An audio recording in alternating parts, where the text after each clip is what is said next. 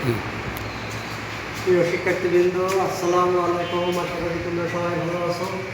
আমি মোহাম্মদ মুজিবুর রহমান, সরকারি অধ্যাপক, হিসাব বিজ্ঞান, Dhaka degree college, geography Jessore.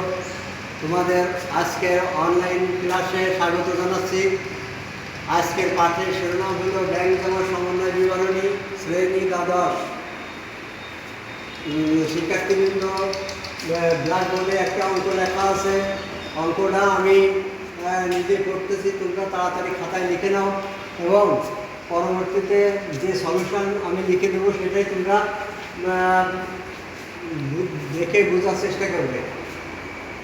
2020 সালের অঙ্ক শুরু। 2020 সালের 31শে ডিসেম্বর তারিখে রহিম ট্রেডার্সের নকদান বই ও ব্যাংক বিবরণীর অমিলের কারণগুলো নিম্নরূপ। 1 নম্বর, 31/12/2020 তারিখে নকদান বই অনুযায়ী ব্যাংক জমার উদ্বৃত্ত 45,000 টাকা। দেনাদারের নিকট থেকে প্রাপ্ত চেক ব্যাংকে জমা আদায় হয়নি 15,000 টাকা। পাওনাদার কর্তৃক স্বীকৃত চেক ব্যাংক কর্তৃক পরিশোধ করা হয়নি। একজন দেনাদার কর্তৃক 50,000 টাকা সরাসরি ব্যাংকে জমা নগদানমুক্ত হয়নি। কোনো দেউবিল ব্যাংক কর্তৃক পরিশোধ 3,000 টাকা নগদানমুক্ত হয়নি। ব্যাংক কর্তৃক মঞ্জুরিকৃত সুদ 500 টাকা এবং ধার্যকৃত চার্জ ও কমিশন 300 টাকা নগদানমুক্ত হয়নি। যা করতে হবে, যেসব লেনদেনের টাকা ব্যাংক বিবরণীতে লেখা হয়নি তার পরিমাণ নির্ণয় করো। খ, ব্যাংক সমন্বয় বিবরণী তৈরি করো। গ, 4, 5 ও 6 নম্বর লেনদেনের জাবেদা লিখো। তা শিক্ষার্থীবৃন্দ, আমি এখন ক এর সলিউশন করে দিচ্ছি, তোমরা বুঝে খাতায় লিখে নাও। ক, যেসব লেনদেনের টাকা ব্যাংক বিবরণীতে লেখা হয়নি, যে সব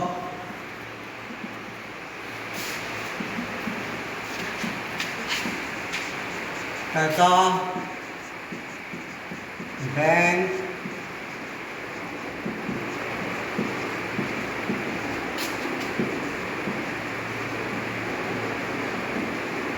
লেখা হয়নি।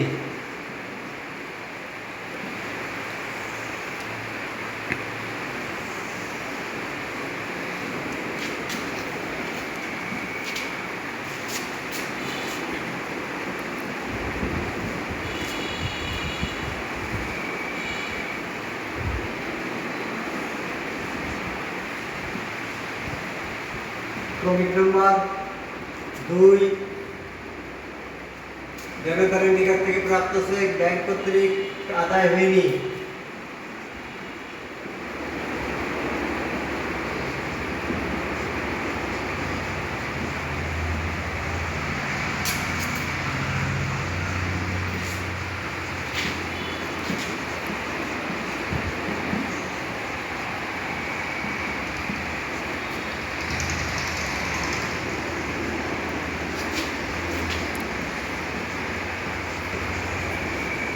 দেনাদারের নিকট থেকে প্রাপ্ত চেক ব্যাংক কর্তৃক আদায় হয়নি 15,000 টাকা।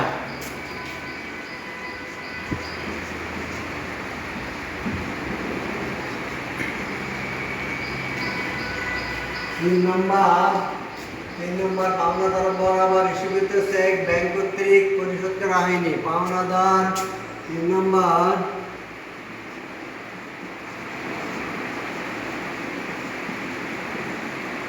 পাওনাদার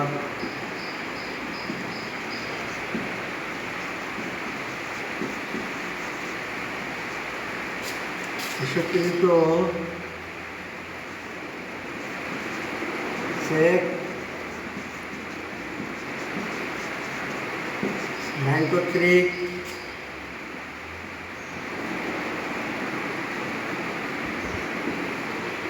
পরিশোধিত হয়নি। পাওনাদার বরাবর ব্যাংক কর্তৃক পরিশোধিত হয়নি 12,000 টাকা। সর্বমোট যে মোট 12,000 টাকা থেকে 2,27,000 টাকা, মোট ব্যাংক বিবরণীতে লেখা হয়নি।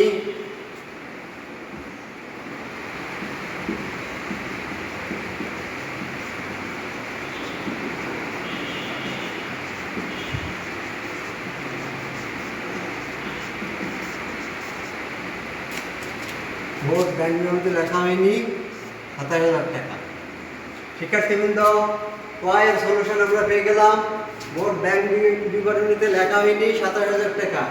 এরপর আমরা খ নম্বরের সলিউশন করতেছি।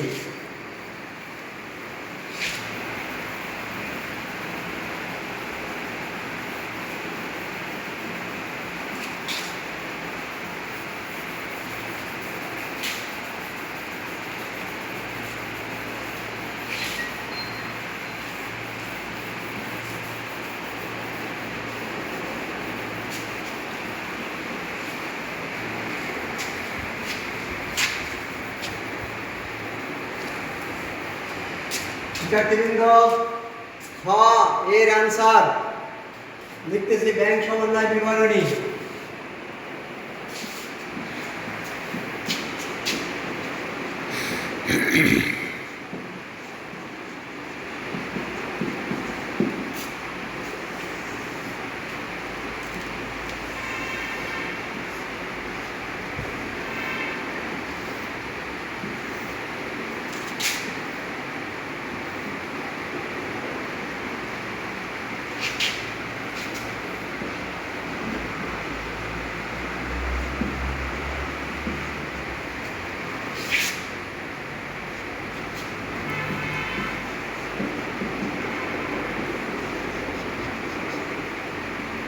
বিস্তারিত টাকা, তাহলে এক নম্বরে আছে নগদান বই,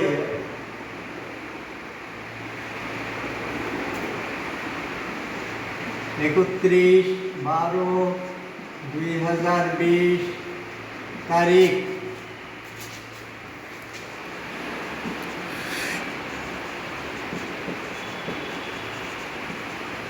অনুযায়ী উদ্ধৃত নগদান বই অনুযায়ী উদ্ধৃত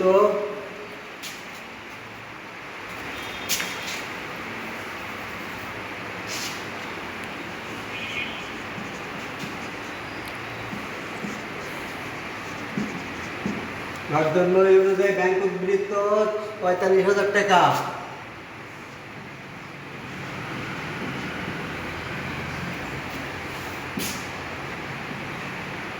যোগ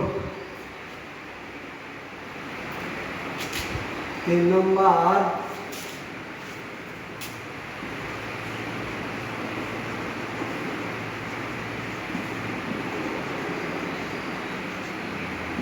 বরাবর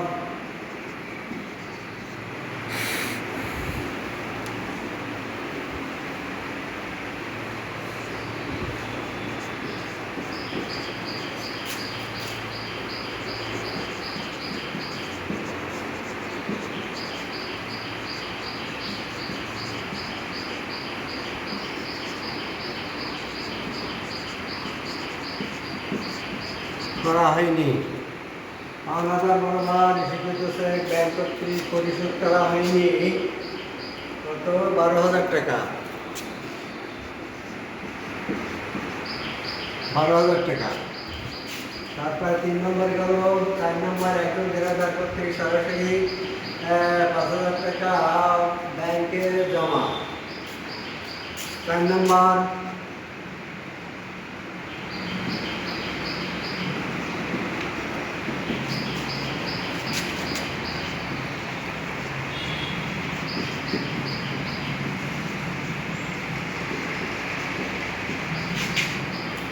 দেনাদার কর্তৃক সরাসরি দেনাদার কর্তৃক ৫,০০০ টাকা সরাসরি ব্যাংকে জমা, নগদানভুক্ত হয়নি।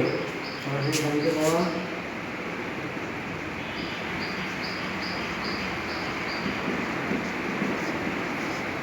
নগদানভুক্ত হয়নি। একজন দেনাদার কর্তৃক ৫,০০০ টাকা। ৫,০০০ টাকা ব্যাংক কর্তৃক পরিশোধ। ব্যাংক কর্তৃক মঞ্জুরিকৃত সুদ ছয়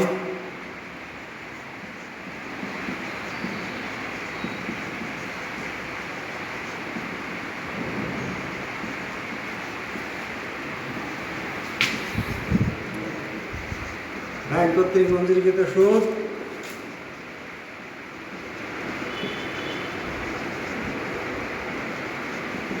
নগদানভুক্ত হয়নি।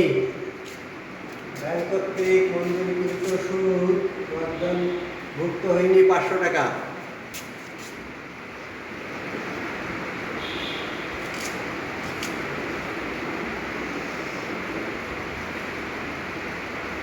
$17,500 টাকা।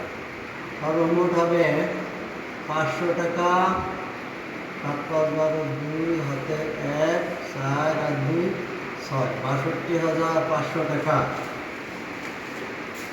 এবার বিয়োগ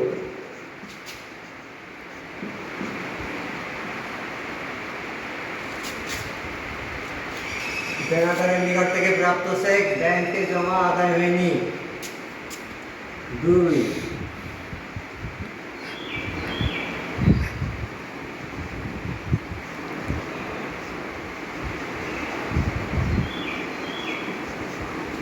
দেনাদারের নিকট থেকে প্রাপ্ত চেক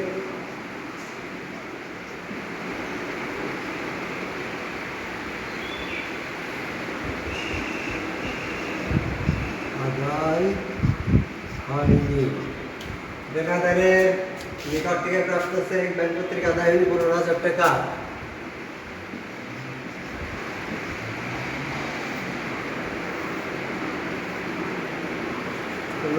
টাকা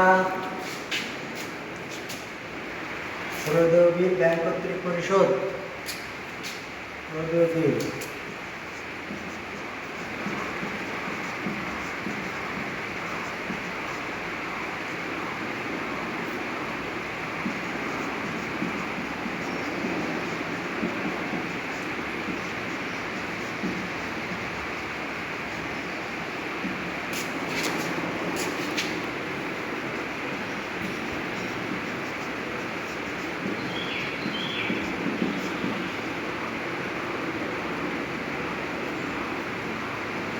নগদানভুক্ত হয়নি। বিল ব্যাংক কর্তৃক পরিশোধ নগদানভুক্ত হয়নি 3,000 টাকা। 3,000 টাকা। তারপরে 6 নম্বর আছে ব্যাংক কর্তৃক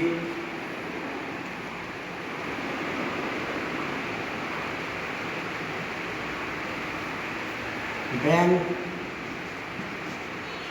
চার্জ ও কমিশন। ব্যাংক চার্জ ও কমিশন 300 টাকা। সর্বমোট হবে 18,300 টাকা। খালি বিয়োগ করে থাকবে 278 12 হাতে 44,400 টাকা। অতএব ব্যাংক বিবরণ অনুযায়ী উদ্ধৃত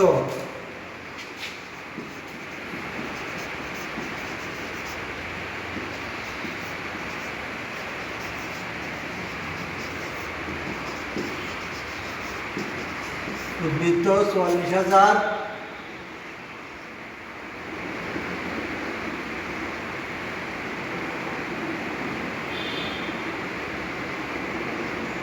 44,400 টাকা।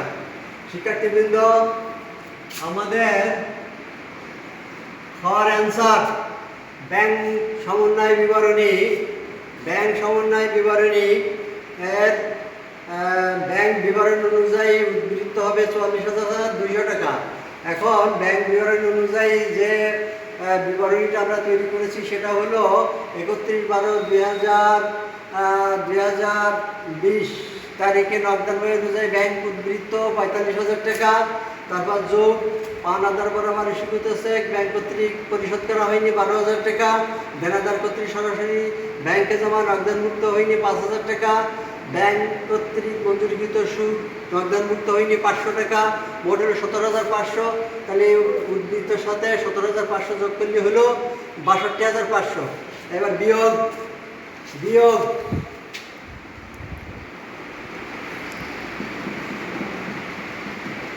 বিয়োগ দেনাদার নিকট থেকে প্রাপ্ত চেক, দেনাদারের নিকট থেকে প্রাপ্ত চেক আদায় হয়নি 15,000 টাকা, প্রদেয় বিল ব্যাংক কর্তৃক সরাসরি পরিশোধ নগদানভুক্ত হয়নি 3,000 টাকা, ব্যাংক চার্জ ও কমিশন 300 টাকা, সর্বমোটে 18,300 টাকা। তাহলে 62,500 টাকা থেকে 18,300 টাকা বাদ দিলে 44,200 টাকা হয় ব্যাংক বিবরণ অনুযায়ী উদ্বৃত্ত।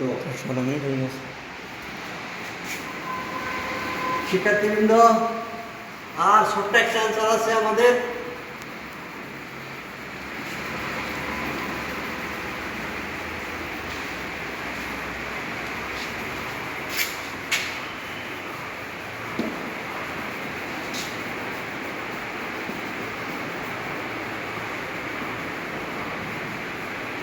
জাবেদা গ নাম্বার, এর জাবেদা 4 নম্বর প্রদেয় বিল ব্যাংক কর্তৃক পরিশোধ। আমি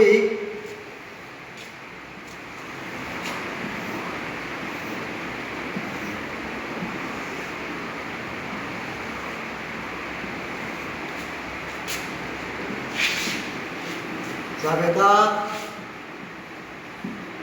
ডেবিট ক্রেডিট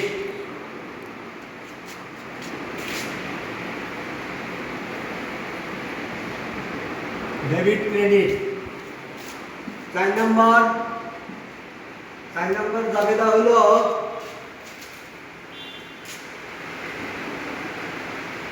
প্রদেয় বিল হিসাব ডেবিট,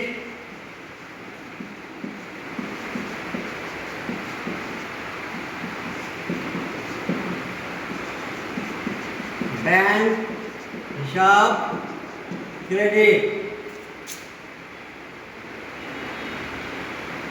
3,000 টাকা।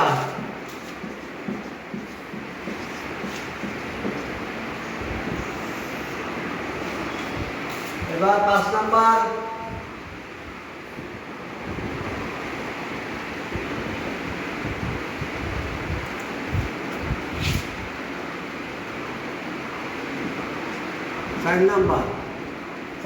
হলো একজন দেনাদার কর্তৃক 500 টাকা সরাসরি ব্যাংকে জমা। এটা হবে ব্যাংক হিসাব ডেবিট,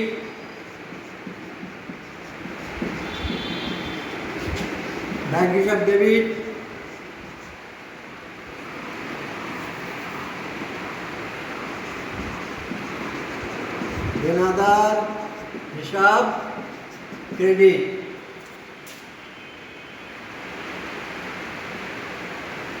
5,000 টাকা।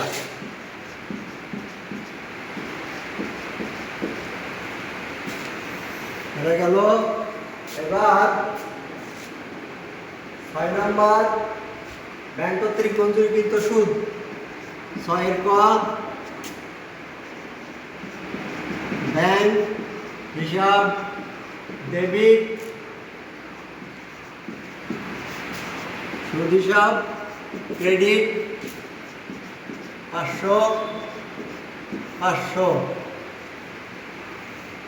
6 এর খ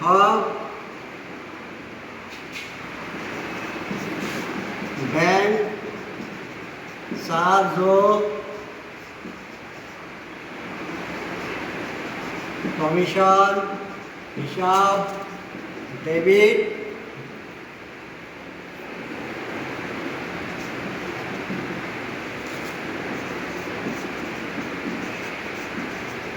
ব্যাংক হিসাব ক্রেডিট।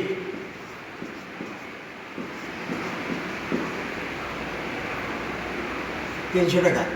শিক্ষার্থীবৃন্দ, আজকে আমাদের এই অঙ্কের গ নাম্বার এর পড়ার শেষে অঙ্কের সলিউশন শেষ হয়ে গেল।